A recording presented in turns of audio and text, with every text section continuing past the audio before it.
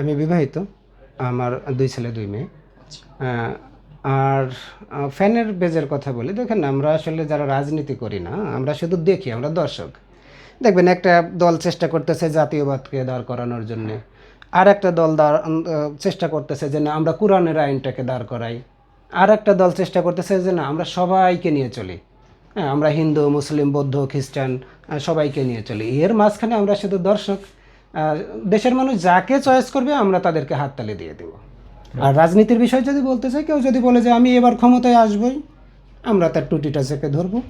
আর কেউ যদি মনে করে যে না, বলে ফেলে যে না জনগণ আমাদেরকে ক্ষমতায় আনবে, আমরা অবশ্যই তাদের জন্য ফুলের মালা নিয়ে দাঁড়িয়ে থাকবো। আপনি ফ্যান বেজ বড় করতে গিয়ে আপনি এমন একটা ঝামেলায় জড়াই যাবেন। আর সব থেকে বড় ব্যাপার হলো কি, আপনি যখনই ভাইরাল হবে না, আপনাকে সর্বপ্রথম আপনার চরিত্র নিয়ে টান দেওয়া হবে।